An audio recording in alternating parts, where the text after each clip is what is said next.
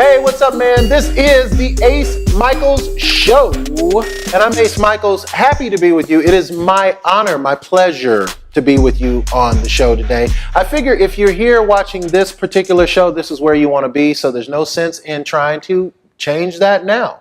You know, every day I do the show and I say the same thing at the end. I say, live the life you love, love the life you live. But I've never told you why I say that. I say that because life is short. Life is like this big and you're this big. So listen, do everything. Go out there, grab a slice of it, eat it, chew it up, do your damn thing. You know what I'm saying? Because that's all we get. That in mind, the person on the show today has done a lot of things. And whenever I see somebody who's out there doing it all, grabbing it by the horns, the person who's fly fishing and also flying while they fishing, then that's the person I want on my show. Welcome to the show for the first time ever, but hopefully not the last, Miss Amy Zeal. Oh, thank you very much. Hi, Michael. It is my pleasure to have you on the show. I've been following you for a while, like not in that way. Yeah. Right. But I mean, I would, but anyway. I've been following you for a while, and I've seen a lot of the stuff you do. Like you do stunts, you're an actress, you're a model, you're a fitness competitor. Yeah. You just won an award of some kind for acting? Yes. Okay. So I just shot a short film called Disclosure. Nice. And it was basically about a CPS child services investigator, and it's based on an actual case. They got the real case file and they turned it into a short film because the director, his name is TJ Tyler. He wanted to really get the word out there what child service investigators go through. I think he was dating a girl, and she would come home with these horrific stories, and I honestly had no idea how dangerous this job is. So he got a real case and we kind of put it together, and it's very deep and it's very intense. So let me make sure. Now, while you were doing that research, did you uncover yourself like some really harrowing information that you were like, ooh, yeah, I did. Lord. I mean, I really try and be a positive person and not like watch too much television or too much news. I shouldn't say TV. Watch too much news or those really horrific things. It can be it's very graphic and yeah. too much of it. There's an inundation, and people just want ratings. But you should be aware. However, when I actually had to read over the material that actually happened to this poor child, I was just mind blown.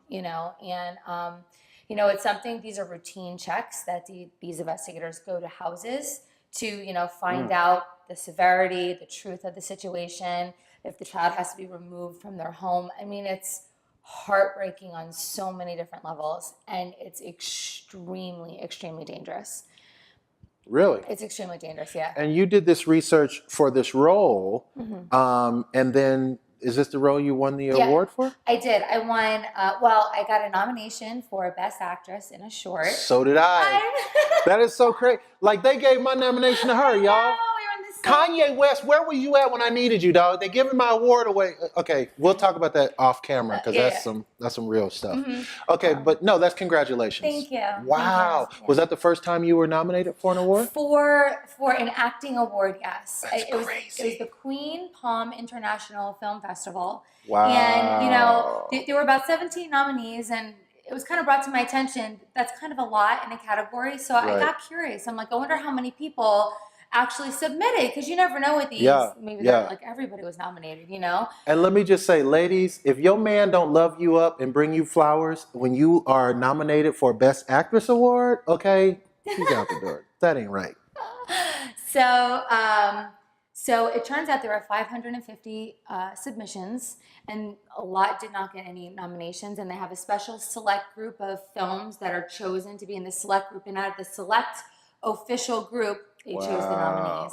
And I know Marissa Tomei was also in that category. So I was like... and she's an Oscar-winning actress, She's Marissa an Oscar-winning actress. Wow. I mean, I was kind of in my heart of hearts when, he was saying how he was, putting the film out there to submit to different film festivals. I was hoping I would get at least nominated. Yeah, exactly. But to be in the same category as Marissa Tomei, that's like beyond anything I could have ever dreamed about or expected. Amazing. So I'm really excited about it. And so when these actors go on the Academy Awards and they say they were so aside themselves to be nominated. So now you have that experience. You can Yeah. actually say, so you really do feel that, like, oh my God, really nominated? That's good enough, like, right? That's amazing. It's such an honor to be nominated, Wow. you know, and I know that it wasn't a small pool either. So, Wow. yeah, but it just felt amazing. But you've been putting down some real serious work your whole career. I mean, you've been doing fitness, that's not easy. Acting, that's not easy. You also do stunt work. Well, That's not easy. I studied martial arts, and That's not easy. I did Taekwondo, and I come from actually when I was like little, I was a world competitive baton twirler. So I did that state, regionally, nationally, world level. I was one of those kids slept at their coaches' houses on the weekends. You know, I had special privileges to use the gym in the morning and at night. You know, I did all that kind of stuff. Very serious, kind of like rhythmic gymnastics. And then I transferred over into dancing. I was a professional dancer in New York for 10 years. And then I moved out to LA, and then I moved to Las Vegas, and I've done a couple of shows on the Strip. I worked at Coyote Ugly, you know, all kinds of just amazing, fun entertainment jobs. So let me ask you this. So something clearly drives Amy Zeal. Like, you're not just doing this and oops, I won an award. Oops, I'm on the Olympic team again. Oh damn, I done slipped and fell into perfection. Look at me here. Right? So what would you say it is that drives you to do all this stuff? Like, will you come from this like alpha B A family, or is it Jesus? Like, what is it that makes you want to do? Jesus is definitely Is it in there. Jesus? Is that what's going on? I'm a channel, and he works through me. Yeah. Yeah. I've been on stage since I was 2. I've been dancing since I was 2.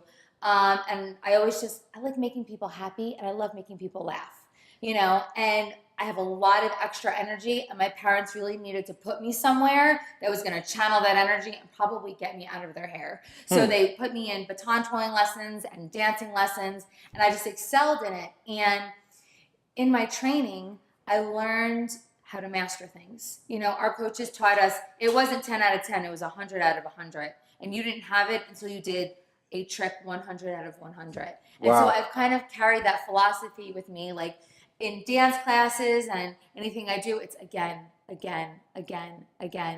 it's about being creative, and in the creative arts, you never get there. So, you know, striving for perfection, there's no such thing, but it can be better, it can be better, it can be better. And I just love the process. But let me ask you something. Now, this is like real talk, because I'm one that studies sofa and remoteology. So I'm trying to figure out, like, what motivates you to want to keep going? Like, why would you want to be so good? I love being better than myself. You know, I love topping myself. And I just have dreams, you know, and I really believe we're put on this earth and God gives us our dreams to accomplish. And I kind of look at life as like a big Monopoly game, you know, like there's just different levels and there's just different, you know, things you need to do to get to the next level, but it's achievable. If you can believe it and conceive it, you can do it. So, you know, if I can see myself in my head doing it, I know I can do it, and I will keep doing it until I can't do it anymore. And I believe that we're all here to help each other.